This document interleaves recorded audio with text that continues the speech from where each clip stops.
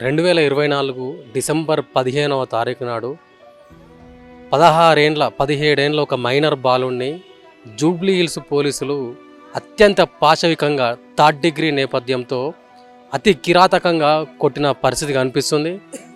దాదాపుగా అంటే మనం చూస్తుంటాం, డ్రగ్స్ తీసుకునే వాళ్ళు ఉంటారు, దొంగతనం చేసిన వాళ్ళు ఉంటారు, ఎన్నో రకరకాల కేసుల వాళ్ళు పోలీసులకు దొరికినా కూడా ఇంత దారుణంగా హింసించారని చెప్పేసి ఇక్కడ ఈ అబ్బాయిని చూస్తే అర్థమైన పరిస్థితి కనిపిస్తుంది.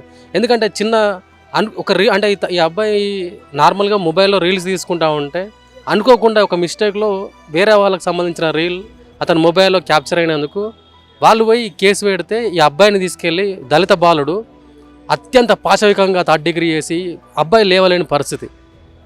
ఇది కరెక్టేనా అసలు పోలీసు వాళ్ళకి? మైనర్ బాలుడు అంటే మంచి భవిష్యత్తు ఉన్న బాలుడిని ఏం తప్పు చేసిండని చెప్పేసి అంత దారుణంగా కొట్టాల్సిన పరిస్థితి వచ్చింది. సో మాట్లాడదాం, మనతో పాటు ఆ బాలుడు ఉన్నాడు, తెలుసుకునే ప్రయత్నం చేద్దాం. ఏం పేరు నాన్న? నీ పేరు? అజిత్ కుమార్ శర్మ. ఎంత ఉంటుంది నీ వయసు? ఇప్పుడే 18. మొన్న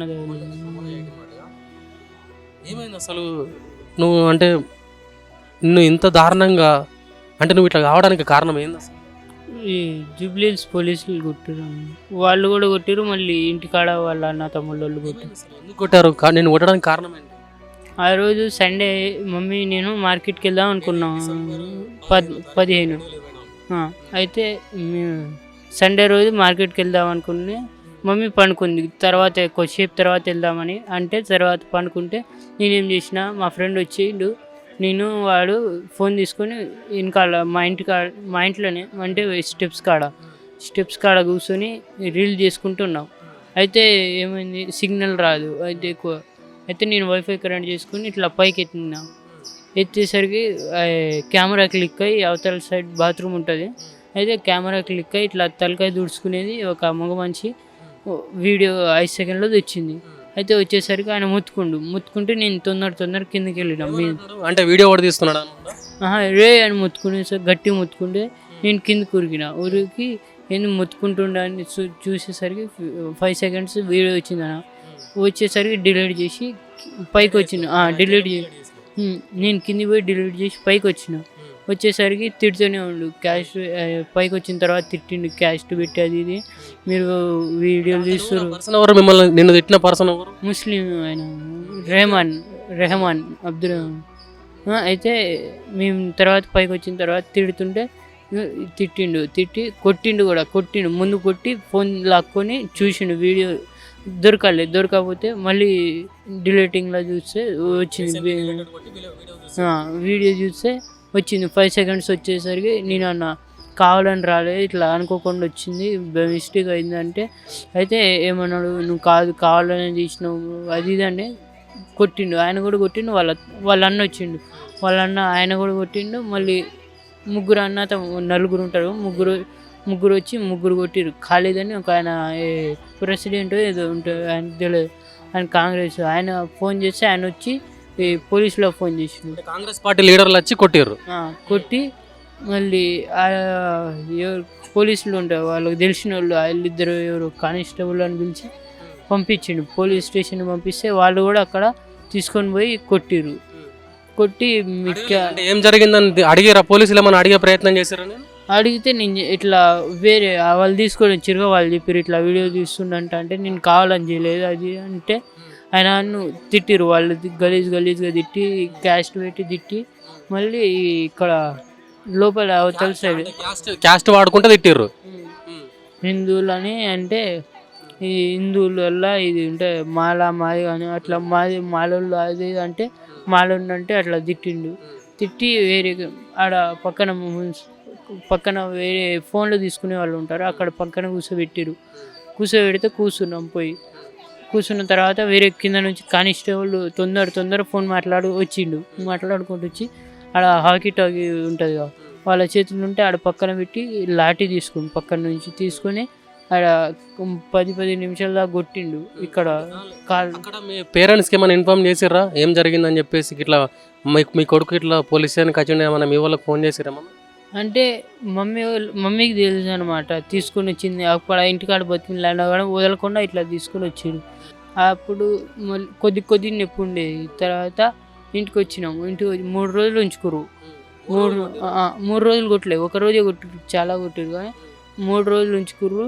3 రోజులు కూడా పంపిలే. 3వ రోజు నైట్ 11:30 అప్పుడు వదిలేసి వచ్చిన తర్వాత మెల్లమెల్ల కొద్దిగా నొప్పి లేచిందంటే ఇంటికాడ టాబ్లెట్లు అవి ఇచ్చా. డాడీకి వాళ్ళు చెప్తే టాబ్లెట్లు అవి తెచ్చి ఇచ్చారు. ఇచ్చిన తర్వాత కొద్దిగా తగ్గేది, మళ్ళీ అంతే ఉండేది. అంటే హాస్పిటల్కి పోయేవాళ్ళం. అప్పుడు కొద్దిగా బెండ్. పుడతా ఉంటే నువ్వు చెప్పే ప్రయత్నం చేసినావా వాళ్ళకు? అంటే నేనేం తప్పు చేయలేదని చెప్పి నేను కావాలని చేయలేదు అని అడిగిన, బతిమిలాడినా కానీ కాళ్ళు పట్టుకున్నా అని వదలలే. ఆయన కొట్టిండు. పక్కన కానిస్టేబుల్ ఆయన ఉంటే ఆయన కూడా చెప్పిండు, ఎందుకు రా కొట్టేది అది ఇది అన్నా కానీ వదలకుండా కొట్టిర్రు. ఆయన కానిస్టేబుల్ కొట్టిండు. అంటే వేరే కానిస్టేబుల్ అని అంటే ఆయన కూడా అరెస్ట్ చేశారు, ఏదో విశ్వవిద్యాలయంలో. అయితే ఆయన కాళ్ళకి కూడా దెబ్బ తగిలి ఏదో ఆపరేషన్ ఉంటే ఆయన ఆపటానికి వచ్చిన ఆయన కాళ్ళు దొక్కి ఇట్లా నలిపేసి ఆయనకేమో రక్తం వచ్చిన ఆయన పాపం పిల్లగాడు వదిలే అని ఆయన కూడా బతిమిలాడిండు. ఆయన కానీ వదలకుండా ఆయన్ని కూడా నెట్టి, నీకు పుట్టిండరా, నీకేమైనా పుట్టిండు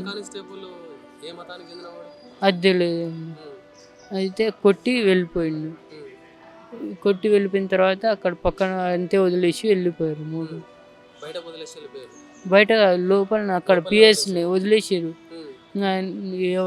3 రోజులు కూడా ఎప్పుడన్నా అంటే నీ మీద కంప్లైంట్ ఇచ్చిన వాళ్ళు ఎవరైనా వచ్చారు ఆడికి నేను కొట్టేటప్పుడు? వాళ్ళు 3 వచ్చిర్రు.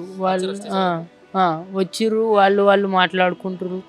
ఎస్సీఐ ఎస్ఐ తెలియదు కానీ వాళ్ళు పెద్ద ఆయనతోడు కూడా కలిసి మాట్లాడుకుంటూ ఉన్నారు. మమ్మీని వాళ్ళని కూడా కలవనీయలేదు.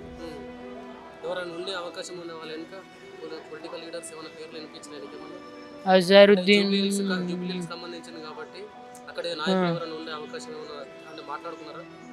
అంటే అంత ఐడియా తెలియదు. అది అజారుద్దీన్, అనిల్ కుమార్ యాదవ్, ఇంకా నవీన్ యాదవ్ అని వాళ్ళ పేర్లు. ఖాళీద్ అన్న ఆయన లీడర్గా, ఆయన మా వెనకాల వీళ్ళు ఉన్నారు, నీ వెనకాల ఎవరు ఉన్నారో పిలిపించుకో, నువ్వు ఏం బిక్కుంటారో బిక్కోండి, అది ఇది అని మాట్లాడింది. కొట్టిరు. ఇప్పుడు 9th పోతే ఇప్పుడు పోవట్లే. ఇక ఇది అయిన తర్వాత పోవట్లే. మొత్తం బెండ్ అయిపోతున్నాయి, నడవనికి రావట్లే. ఇట్లా వెనకాలకు పోతే నిలబడితే కింద పడిపోతా మళ్ళీ బెండ్ అయి కాదు.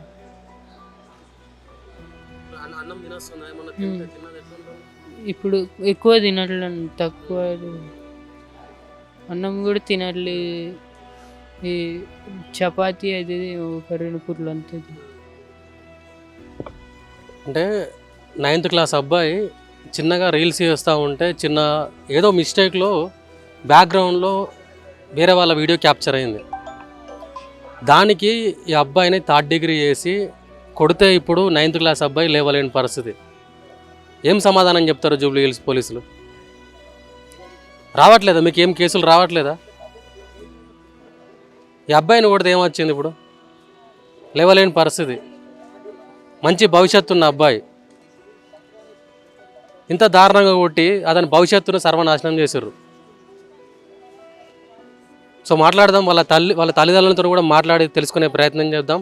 అమ్మ ఏమైంది? మంచి భవిష్యత్తు ఉన్న అబ్బాయి కేవలం 9వ తరగతి చదువుతున్నాడు, అత్యంత దారుణంగా కొట్టారు, లేస్తలేడు, తిండి కూడా తినడానికి లేని పరిస్థితి ఉంది.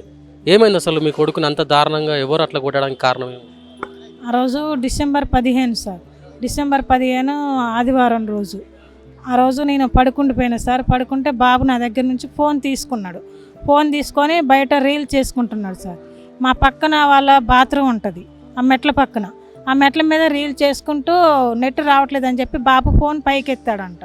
పైకెత్తగానే ఆ పక్కన బాత్రూంలో ఒక వ్యక్తి ఉన్నాడు, మా పక్క రూమ్ ఆయన స్నానం చేసి తల తూడుచుకుంటున్నాడు అంట సార్. తల తూడుచుకునేది మాత్రం 5 సెకండ్లు వీడియో వచ్చింది.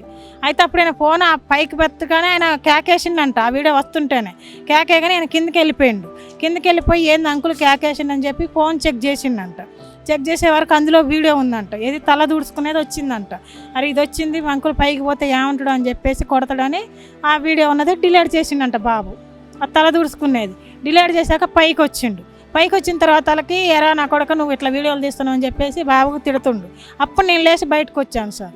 ఎందుకు అరుపులేని వస్తున్నాయని చెప్పేసి పడుకున్నదాన్ని లేచి బయటకు వచ్చి ఏమైందన్న అంటే నీ కొడుకు మా మిస్సెస్ని మా వీడియోస్ తీస్తున్నాడు స్నానం చేస్తుంటే అన్నాడు. అన్న వీడియోలు ఎందుకు తీస్తారన్న, ఆ పిల్లోడు తీయడు కదా, మీకు తెలుసు ఆ బాబు గురించి అని చెప్పేసి అన్న. అంటే లేదు తీస్తున్నారు అంటే లేదన్న అన్నాక వాళ్ళ తమ్ముడు అలీ అన్న ఆయన పైన ఉంటారు, వాళ్ళు 3వ ఫ్లోర్లో, మీ 2nd ఫ్లోర్. అయితే ఆయన వచ్చిండు. ఏమైందంటే నా కొడుకు వీడియోలు తీస్తున్నాని రేమని చెప్పిండు. ఎవరిదైతే వీడియో వచ్చిందో ఆయన చెప్పిండు. ఆయన చెప్పగానే లేదంకుల్ నేను తీయలేదని బాబు అన్నాడు. అప్పుడే వాళ్ళ ముందు అడిగా బాబుకు, నేను తీసావా అంటే నేను తీయలేదమ్మా అన్నాడు. మరి వాళ్ళు అంటున్నారు కదా తీసావా అని నేను కోపం తిట్టాను. తీయొద్దు కదా అని తిడితే లేదంటే వాళ్ళ తమ్ముడు వచ్చి ఫోన్ ఇవ్వమని అడిగిండు. అడిగితే నేను ఇవ్వలేదు ఫోను. మళ్ళీ 2వ సారి అడిగితే ఇవ్వకపోతే నేను ఫోన్ పగలగొట్టేస్తా అని చెప్పేసి అంటే ఫోన్ ఇచ్చేసిన. ఇచ్చిన తర్వాత ఆయన చూస్తే చెక్ చేస్తే ఫస్ట్ ఆ వీడియో దొరకలేదు సార్. దొరకకున్న తర్వాత డిలీటింగ్లో చూసిండు, అందులో దొరికింది. ఏదో 5 సెకండ్లు వీడియో ఉంది, ఆ తల దూడ్చుకునేది. ఇది కాదా నీ కొడుకు తప్పు చేయలేదు అంటే, సరే అన్న తెలిసో తెలియకో తప్పు చేసిండు, తప్పే నా కొడుకుది, భయపడి చెప్పలేదేమో వదిలే అన్న అని చెప్పేసి బతిలా అన్న. లేదన్నాడు. వాళ్ళకి ఇంకొక ఆయనకి కాలేజీకి ఫోన్ చేసిండు. ఆయన కాంగ్రెస్లో ప్రెసిడెంట్గా వేసిండు సార్. ఆయనకు ఫోన్ చేసిండు. ఆయన రాట నా కొడుకు ఎక్కడుండు, బాత్రూంలో వీడియోలు తీస్తాడా, వాళ్ళ అమ్మని రమ్మను, వాళ్ళ అమ్మని పోయి బాత్రూంలోకి బట్టలన్నీ తీయమాను, వాళ్ళ అమ్మని వీడియో తీస్తా, నేను మొత్తం ఇందులో వేసేస్తా, ఇన్స్టాలో అందులో వేసేస్తా, అందరు చూసి లైకులు కొడతారు అని చెప్పేసి బూతులు తిట్టాడు సార్. తిట్టి పోలీసులకు ఫోన్ చేస్తుంటే అప్పుడే కాళ్ళు పట్టుకున్న వాళ్ళే. పట్టుకున్నా కానీ ఖాళీదు అలీ రేమాన్ ముగ్గురు కలిసి కొట్టారు సార్. కొట్టేసి నా కళ్ళ ముందే కొట్టారు. కొడితే కూడా నేను కాళ్ళు పట్టుకున్నా వదలలేదు సార్. తప్పు చేసిండు వదిలేని, నేను మా చెల్లి కూడా కాళ్ళు పట్టుకున్నా వదలలేదు, కొట్టేశారు.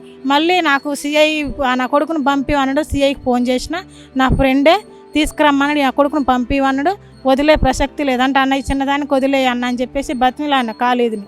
లేదని చెప్పేసి నాకు నీ అమ్మ మొగుడిని ఎవరన్నా తీసుకొచ్చుకోవే, నువ్వు లంజా బొంజా అని తిట్టేసి ఎవరన్నా తీసుకొచ్చుకో, నువ్వు నీ కొడుకుని వదిలిపెట్టను అని చెప్పేసి నా తరపున నేను ఫోన్ చేస్తే అనిల్ కుమార్ యాదవ్ వస్తాడు, నవీన్ యాదవ్ వస్తాడు, అజారుద్దీన్ సార్ వస్తాడు, అజారుద్దీన్ మళ్ళీ సార్ కూడా అన్నట్లే అజారుద్దీన్ వస్తాడు, నా తరపున ఎంతమంది వస్తారు ఉన్నారంట.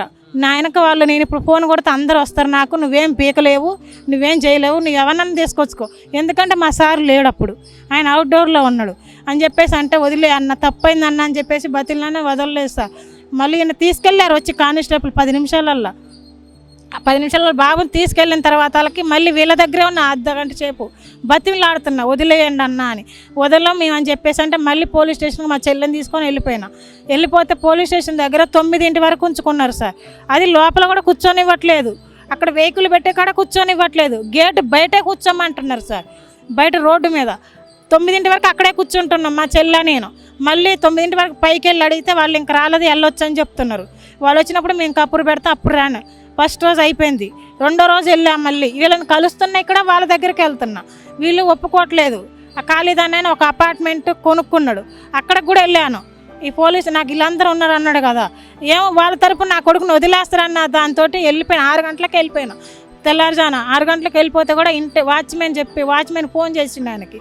కాలేజీకి ఫోన్ చేస్తే ఆయన ఇంట్లోనే ఉన్నాడు ఆల్రెడీ, నేను లేనని చెప్పి పంపించే అన్నాడు. ఆ వాచ్మెన్ లేడని చెప్పి పంపించేసిండు. మళ్ళీ పోలీస్ స్టేషన్కి వెళ్ళి 9 వరకు ఉంచుకున్నారు సార్. పొద్దుగూకులు అక్కడే ఉంటున్నాం అన్నం నీళ్ళు లేకుండా. 9ంటికి మళ్ళీ ఇంటికి పంపించాడు వాళ్ళు రాలేదని చెప్పేసి. 3 రోజులు ఉంచుకున్నారు సార్. 2వ రోజు 9 వరకు ఉండి మళ్ళీ ఇంటికి వచ్చేసినాం. ఇంటికి రాగానే మళ్ళీ వినోద్ కుమార్ సార్ ఫోన్ చేసిండు, ఎస్ఐ ఫోన్ చేసి వాళ్ళు వచ్చి రమ్మా రాండి అన్నారు. మళ్ళీ మా చెల్లిని తీసుకొని వెళ్ళిపోయిన తర్వాత వాళ్ళు 5-6 వచ్చారు సార్. వాళ్ళు ఎవరెవరు నేను ఫేసులు అయితే చూస్తే గుర్తుపడతా. వాళ్ళు ఆయన తరపున వచ్చి బాబుని పిలిచి అడిగారు, నువ్వు వీడియోలు తీసినవారంటే నేను తీయలేదు, కావాలని తీయలేదు, అది పొరపాటున వచ్చిందని చెప్పేసి బాబు అన్నాడు. లేదు నువ్వు ఎస్ఐ లేడు అప్పుడు, అక్కడ సిఐ దగ్గర ఉన్నాడు. అయితే ఏమంటుండు రేమన్ అనే వ్యక్తి ఎవరిదైతే వీడియో వచ్చిందో ఆయన ఏమంటుండు, మా మిస్సెస్ తీసాను ఒప్పుకో, నేను ఎఫ్ఐఆర్ చేపిను, నీ ఫ్యూచర్ మంచిగా ఉంటుంది, లేదంటే నీ ఫ్యూచర్ నాశనం అయిపోద్ది అని చెప్పేసి నా ముందే అన్నాడు సార్. అంటే ఈ బాబు నేను తీయలేదు, మీ మిస్సెస్ తీయలేదు, నేను ఎందుకు ఒప్పుకుంటాను అంకుల్, నేను తీయలేదు, నేను దాంట్లో మాత్రం పక్కా నేను తీయలేదు, నీదైతే పొరపాటున వచ్చిందని బాబు అక్కడే వాదిచ్చిండు. నా కొడుక నువ్వు ఇంకా మారవలే అని చెప్పేసి నన్ను కిందికి వెళ్ళమన్నారు. ఎస్ఐ వచ్చి నన్ను కిందికి వెళ్ళమంటే కిందికి వెళ్ళినా వాళ్ళు ఈ సిఐ కాడికి అక్కడికి నేను నించున్నప్పుడు అడిగిడే తిరుగుతున్నారు సార్. నేను అక్కడ ఉన్నాను, మళ్ళీ కిందికి పంపించేసి ఆడోళ్ళదని చెప్పేసి ఎఫ్ఐఆర్ రాశారు. రాసి వాళ్ళు వెళ్ళిపోయేటప్పుడు 10 దాటింది. వాళ్ళు వెళ్ళిపోయేటప్పుడు నాకు పైకి పంపించారు. నేను రమ్మన్నాడు సార్ అంటే మళ్ళీ పైకి వెళ్ళి వినోద్ కుమార్ సార్ దగ్గరికి వెళ్ళి అడిగా, ఏమైంది సార్ అని చెప్పేసి అడిగా. ఏమైంది సార్ అని అడిగితే ఎఫ్ఐఆర్ అయిపోయిందా సార్ అంటే అయిపోయింది అన్నాడు. నిన్న దాకా పొద్దున ఇప్పటివరకు కూడా కాలేదుగా సార్ అంటే ఇప్పుడే అయిపోయింది అన్నాడు. నిన్న తీసుకొచ్చారు బాబుకి, ఇప్పటివరకు నాకు ఇంటికి పంపించలేదు అని చెప్పేసి అడిగితే లేదు అయిపోయింది ఎఫ్ఐఆర్ అంటే ఏమని రాసిరా, ఆడోళ్ళదని రాసిరా, ఆయన ఒప్పుకోమ్మంటుండు. ఆడోళ్ళది రాసిరా మగోళ్ళది రాసిరా సార్ అన్న. ఆడోళ్ళది మీ దగ్గర ప్రూఫ్ ఉందా అని అడిగాను సార్ నేను. మీరు వీడియో చూసిరా ఫోన్లో అంటే లేదు అన్నాడు. చూడనప్పుడు మీరు ఎట్లా రాస్తారు సార్ ఎఫ్ఐఆర్ అని అంటే అయిపోయిందమ్మా అని చెప్పేసి అన్నాడు. సరే ఇప్పుడు మరి బాబు నేను తీసుకెళ్ళాలా ఏం చేయాలని అడిగితే వాళ్ళు నరుకుతారు, వాళ్ళు చంపుతారు, వాళ్ళ కంటికి కనిపించమాకు మీ బాబుని అని చెప్పేసి ఎస్ఐ వినోద్ కుమార్ సార్ అన్నారు. అన్న తర్వాత మరి ఇప్పుడు చంపుతారు అంటున్నా ఆ వీడియోకి మా సార్ కూడా లేడు, మరి నేనేం చేయాలి సార్ అని అడిగితే ఇక్కడే వదిలేసి వెళ్ళమన్నాడు సార్. 2వ రోజు కూడా అక్కడే ఉన్నాడు బాబు. మళ్ళీ 3వ రోజు వెళ్ళిపోయినా. 3వ రోజు వెళ్ళి పొద్దున వెళ్ళిన దాన్ని 11 తర్వాత బాబుకి ఇచ్చి నాకు పంపించేశాడు సార్. పంపించిన తర్వాత కూడా ఈ బాబుని మా ఇంట్లో ఉంచలేదు. ఇంకొక బాబు నాకు 3 కొడుకులు. చిన్నాయన మా అమ్మ దగ్గర ఊర్లో చదువుకుంటుండే, ఇద్దరే ఉండేటోళ్ళు. వీళ్ళిద్దరిని కూడా వాళ్ళు ఎదురంగా కనపడొద్దనడు అని చెప్పేసి మా చెల్లి వాళ్ళ ఇంట్లో ఉంచా. 15 కాడ నుంచి జనవరి 1 దాకా రూమ్ చూసుకొని ఇక్కడ నుంచి వెళ్ళిపోవాలనుకున్నాం. ఎందుకంటే మాకు ఇక్కడ మంచిగా లేదు, ఇట్లా అయిపోయింది వచ్చి వెళ్ళాలని మేమే డిసైడ్ అయిపోయినాం. అప్పటికే ఇంట్లో సామాన్లు బయటేద్దాం, ఈ గల్లీలో వాళ్ళందరికీ చెప్పాలి, వీళ్ళని ఇక్కడ ఉండనియొద్దని చెప్పేసి ఖాళీది అన్నాడు. సామాన్లు బయటేస్తామని చెప్పేసి ఎస్ఐ చెప్పిండంటే వాళ్ళు సామాన్లు బయట వేయమని, అది ఖాళీది అన్నాడు. వాళ్ళకి ఫుల్ సపోర్ట్ సార్. ఎస్ఐ చెప్పిండంట. అయితే మేము ఎస్ఐకి కూడా కంప్లైంట్ చేసినాం. ఫోన్ చేసి చెప్పేసి సార్ మేము ఇట్లా లోపల పడుకుంటే కూడా డోర్లు కొట్టడం అర్ధరాత్రి మేమిద్దరే, నేను మా సారు. 3 రోజుల తర్వాత ఆయన వచ్చిన తర్వాత మేము ఇద్దరం మా చెల్లి వాళ్ళ ఇంటి దగ్గర పొద్దుకూకులు. మీ అబ్బాయిని తీసుకొచ్చినప్పుడు మీ ఆయన పరిస్థితి ఎట్లుంది? అప్పుడు కొంచెం డల్గా ఉన్నాడు సార్. కాకపోతే ఇదంతా బయట పడలేదు ఆయనకు. అప్పుడు నొప్పి కొంచెం ఉంది, కానీ నొప్పి ఉంది. అప్పుడు కొట్టిందని చెప్పలేదు ఆయన. మేము తిడతామని చెప్పేసి మాకు కొట్టిందని చెప్పలేదు సార్ ఫస్ట్. తర్వాతకి అసలు నొప్పి ఎందుకు తగ్గట్లేదు, నీకు టాబ్లెట్లు వేస్తూనే ఉన్నాం, తగ్గట్లేదు అని అడిగితే అప్పుడు మా నాన్న అడిగితే చెప్పిండు బాబు నాకు ఇట్లా కొట్టిరు అని చెప్పేసి. అక్కడ కొట్టేటప్పుడు చూసిన వ్యక్తి కూడా ఉన్నారు సార్. వీళ్ళు కొట్టలేదని అబద్ధాలు చెప్తున్నారు. కొట్టినప్పుడు మా ఇంటికి రావాల్సిన అవసరం లేదు కదా ఎస్ఐకి. ఎస్ఐ మా ఇంటికి వచ్చి నా దగ్గర 2 క్యాసెట్లు ఉన్నాయి సార్ హాస్పిటల్, అవన్నీ ఫొటోస్ తీసుకున్నాడు. మంచితనంగా మాట్లాడుకుంటే అన్ని ఫొటోస్ తీసుకున్నాడు. తప్పుడు సాక్ష్యం పుట్టియడానికి అవి ఫొటోస్ తీసుకున్నాడు. ఆ ఫొటోస్ తీసుకొని తర్వాత వాళ్ళకి మా నాన్న రిక్షా తోలుతాడు, మా అన్నయ్యలు ఆటో తోలుతారు, నేను ఒక్కనే చదువుకొని ఈ జాబ్ చేసుకుంటున్నా, నీకు ఏం కావాలి అని అంటే నా కొడుకు మంచిగా కావాలి సార్ అని చెప్పేసి అన్నా. ట్రీట్మెంట్ కావాలి, ట్రీట్మెంట్కి అయితే ఏదైనా హెల్ప్ చేస్తామా అని చెప్పేసి నాకు చెప్పిండు. నేను కానిస్టేబుల్ని పంపిస్తా, నీ ఫోన్ అన్లాక్ చేయమని చెప్పి వెళ్ళిపోయిండు.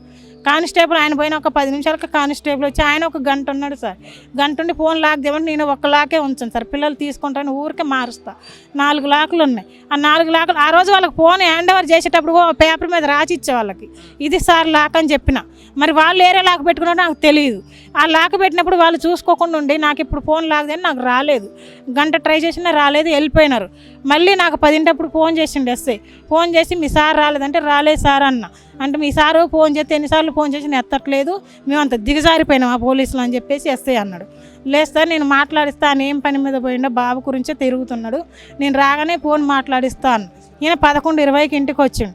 ఇంటికి వచ్చిన తర్వాత వాళ్ళకి ఈయన చెప్పిన ఈయన ఫోన్ చేసిండు. అక్కడ పీజీఆర్ గ్రౌండ్ ఉంది సార్, అక్కడికి వెళ్ళిపోయిండు రమ్మంటే.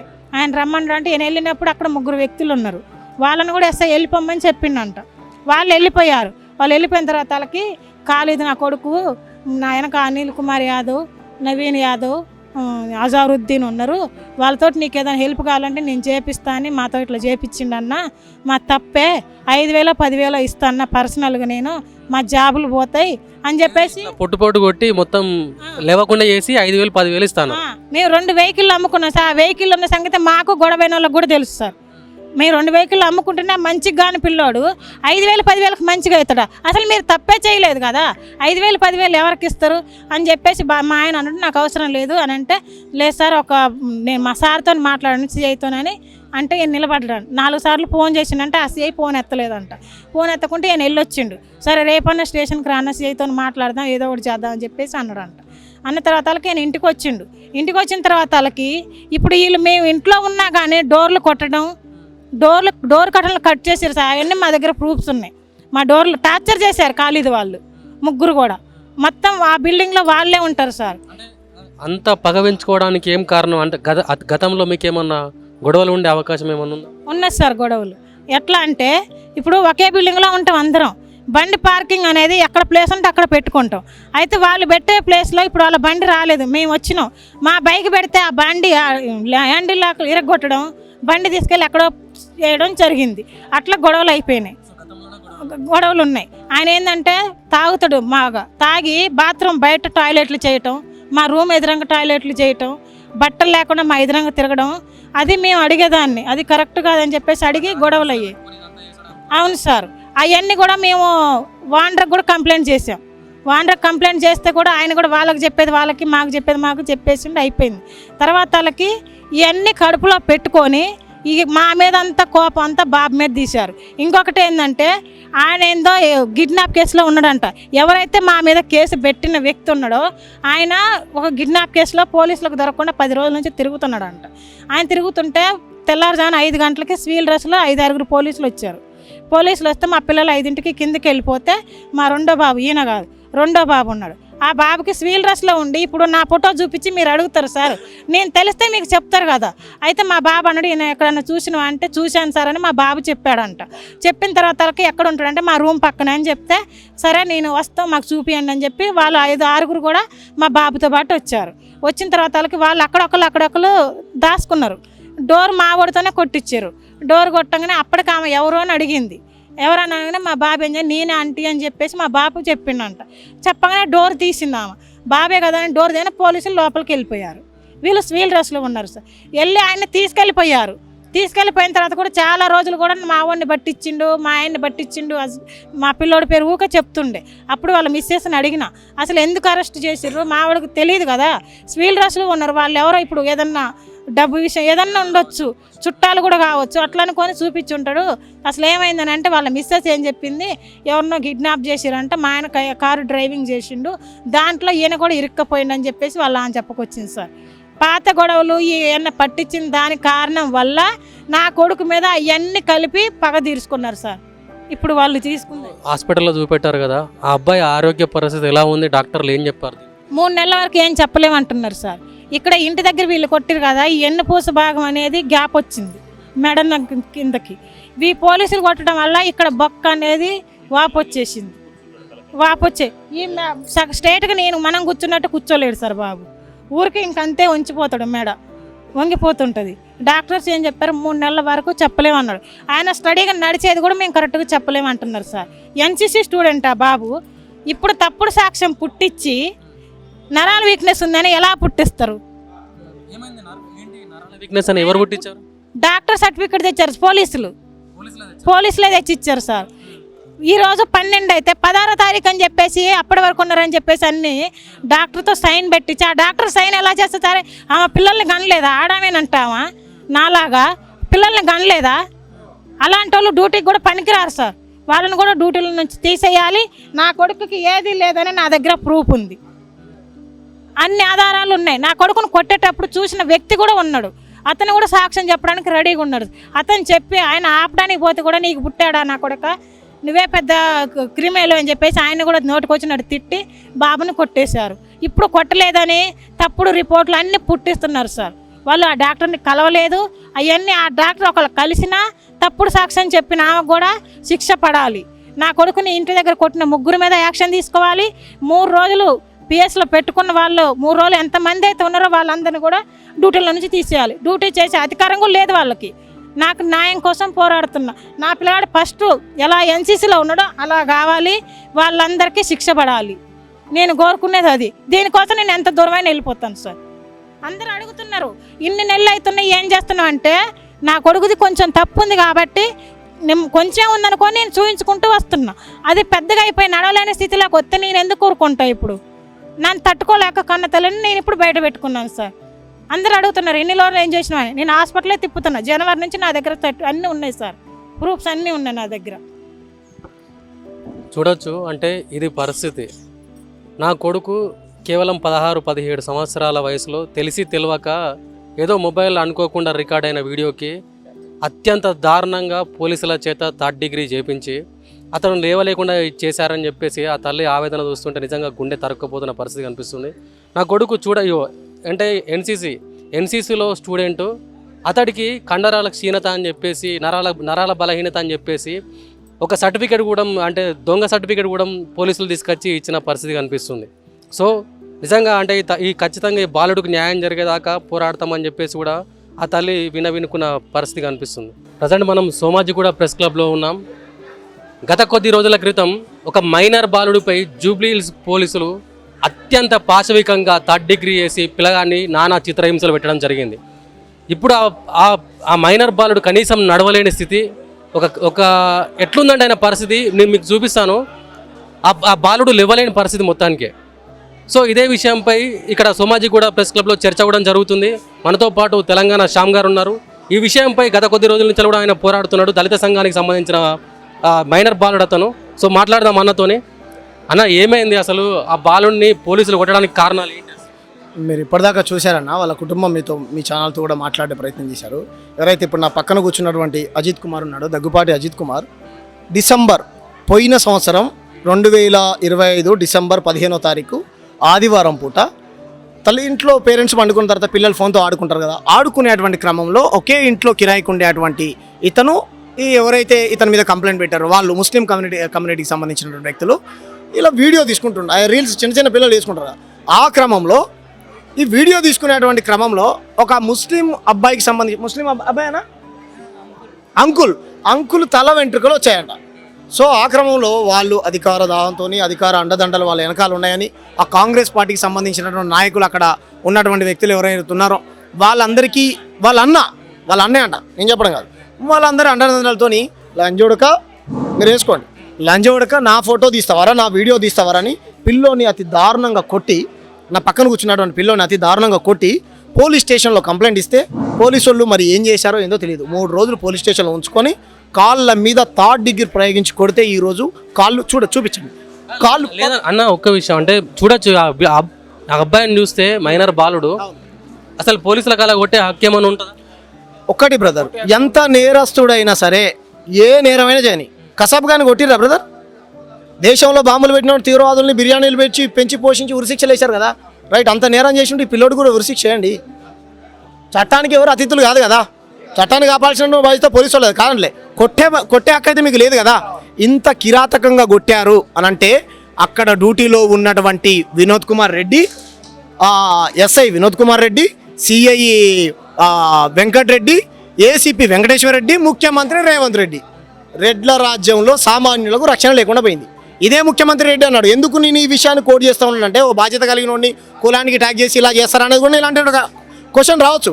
ఇదే ముఖ్యమంత్రి ఏమన్నాడు, నీ హయాంలో వెలమల్ని మొత్తం తీసుకొచ్చుకొని పెట్టుకున్నావు, రావుల రాజ్యంలో పోలీసు వాళ్ళందరూ ఈ వాళ్ళ 10 ఏళ్ల పాలనలో అందరు రావులే ఉన్నారు, ఎవరికి రక్షణ లేకుండా పోయిందన్నాడు. మరి వీళ్ళందరూ రెడ్లు, కింది నుంచి పై దాకా పిల్లగాన్ని కొట్టి కాళ్ళు పని చేయకుండా చేసినటువంటి వ్యక్తులు మొత్తం రెడ్లే. లేదన్నా, పిల్లాడికి చాలా భవిష్యత్తు ఉంది, ఇవాళ అతను లేవలేని పరిస్థితి ఉన్నాడు. మరి దీనికి బాధ్యత ఎవరు వహిస్తారు? మీరు తిరిగారు కదా, చెప్పండి. ఒకటి బ్రదర్, వాళ్ళ కన్న కడుపు ఎంత బాధ ఉంటుంది అమ్మకు, వాళ్ళు ఎలా జీర్ణించుకోగలుగుతారు దీన్ని? 100కు 200% ముఖ్యమంత్రి గారు, ఈ ఆరోగ్య శాఖ మంత్రి ఎవరైతే ఉన్నారో దామోదర్ రాయ నరసింహ, దళిత ట్యాగును వాడి, దళిత కులాన్ని వాడి మంత్రి పదవులు సంపాదించినటువంటి మంత్రులు, వీళ్ళందరూ కలిసి 100 కోట్లు కాదు 200 కోట్లు ఇచ్చిన మాకేమొద్దు బ్రదర్, నయమయ్యేటట్టు 10 రూపాయలతోనైతే, 20 రూపాయలతోనైతే, 1000 రూపాయలతోనైతే, 10,000తోనైతే ఆ పిల్లగానికి కాళ్ళు చేపియండి. ఆ కాళ్ళు కనుక పనిచేయలేదు అనుకో, ఆ పిల్లోని రోజు ఎత్తుకొని బాత్రూమ్కు ఉచ్చబోవడానికి మంత్రులు, ఎమ్మెల్యేలు వీళ్ళే ఎత్తుకొని పోవాలి, తీసుకొని రావాలి. ఎలా అనుభవించాలి బ్రదర్? ఎలా బ్రతకరా పిల్లోడు కదా? కాబట్టి నష్టపరిహారం కట్టిస్తారా, ఆరోగ్య మంచిగా ఇలాగా ట్రీట్మెంట్ ఖర్చులు ఇస్తారా? మొత్తం ఉన్నది మొత్తం అమ్ముకున్నాడు వాళ్ళ నాయన. ఉన్నటువంటి 2 కార్లు, పొలము, బతుకు తెరువు కోసం హైదరాబాద్కి వచ్చి ఇన్ని కష్టాలు పడాలి ఈ పోలీసులతో దెబ్బలు తిని. కాబట్టి మొత్తం ఇంతవరకు వాళ్ళ ట్రీట్మెంట్ ఖర్చులు ఏవైతున్నాయో ఆ పిల్లాడికి జరిగినటువంటి ఏదైతుందో మొత్తం ప్రభుత్వం వహించాలి. మీరు మీలాంటి నాయకులందరూ పోలీస్ స్టేషన్కి వెళ్ళారు కదా, ఏం చెప్పారు పోలీసు వాళ్ళు? ఇప్పుడు ఒకటి బ్రదర్, స్పష్టంగా 16/7/2000 ఇవాళ ఎంత బ్రదర్ డేటు? రైట్, 16/7/2017. ఎప్పుడు ఇంకా రాలే కదా. ఇక ఆ తారీఖు రోజు ఈ అబ్బాయి కంట నరాల బలహీనత ఉన్నదని వాళ్ళు పేపర్ తీసుకొని వచ్చారు. గవర్నమెంట్ హాస్పిటల్ రిపోర్ట్ ఇది, స్టాంప్ వేసి శ్రీలక్ష్మి, ఏం పేరు శ్రీ రంగలక్ష్మి, ఇగో ఉస్మానియా జనరల్ హాస్పిటల్ సంతకం పెట్టింది. ఇగో డేట్ ఇక్కడ చూసింది. నా కవిత్వం కాదు, నేను టైప్ చేసింది కాదు బ్రదర్. చూడండి, ఈ మంత్లో ఆయనకు నరాల బలహీనత ఉన్నది. సో అందుకని చెప్పేసి నరాల బలహీనత ఉన్నది అని చెప్పేసి ఈమె డాక్టర్ అమ్మంట. మరి ఆమె చూపించడం కరెక్టో కాదో నాకైతే తెలియదు కానీ అది. ఇంకా ఈ నెల బ్రదర్ ఇంకా రాలేదు. రాకముందే పిల్లోడు పోయి ట్రీట్మెంట్ ఎలా చేయించుకున్నాడు. ఈయన నరాల బలహీనత అనేది పోలీసు వాళ్ళకి హాస్పిటల్ వాళ్ళు ఆ మేడం గారు ఏం చదువుకుంది వీళ్ళకి ఎట్లా ఇచ్చింది కనబడుతుంది కదా. సో ఒక తప్పు చేసి ఆ తప్పు నుండి తప్పించుకోవడం కోసం పోలీసు వాళ్ళు ఇంకో తప్పు చేస్తూ ఉన్నారు. నిజంగా మీరు తప్పు చేయనట్టయితే కనుక వాళ్ళ కుటుంబంలో వీళ్ళ నాన్నగారి దగ్గరికి వచ్చి 5,000 ఇస్తాను 10,000 ఇస్తాను మేము రిక్షా దొక్కుంటూ కష్టపడి ఈ స్థాయికి వచ్చి ఎస్ఐ అన్నాను. రైట్ సార్, ఎస్ఐ గారు అంటే మాకు గౌరవం ఉండేది, మేము కాదంటలేదు. ఎలా మీరు చాలామందికి అందరూ పోలీసు వాళ్ళందరూ చెడ్డ వాళ్ళని నా ఉద్దేశం కాదు, రైట్ కాదంటలేదు. ఎలా మీ దగ్గర తీసుకొని వస్తే నవ్వుకుంటూ ఏలైనా చేయడమే కాకుండా ఆ పిల్లోడికి ఎటువంటి భరోసాని ఇవ్వలేదు మీరు ఎలా. కాబట్టి 100కు 200% ఇది పోలీసు వాళ్ళు ముఖ్యమంత్రి ఈ కుల అహంకారంతో లేకపోతే మమ్మల్ని పేదవాళ్ళని కొట్టి చంపిన అడిగేవాళ్ళు లేరు అనేటువంటి దాంతో చేశారని నేను భావిస్తా ఉన్నాను బ్రదర్. ఇప్పుడు దళిత అబ్బాయి ఇతను దళిత సంఘాలు ఎవరైనా ఇతనికి సానుభూతి పరంగా రావడం జరిగింది. ఇప్పుడే కదా బ్రదర్ ఈ సమస్యను మనం తెరపైకి తీసుకొని వచ్చింది. చూసిన తర్వాత 100% వాళ్ళందరూ వస్తారని నేనైతే ఆశిస్తా ఉన్నాను. వచ్చినా రాకుండా మేము బత్తుల రామప్రసాద్ అన్న గారు మా వీసీకే పార్టీ అధికార ప్రతినిధి తెలంగాణ శ్యామగా మా పార్టీ మేమందరం 100% అండగా ఉంటాం వాళ్ళ కుటుంబానికి.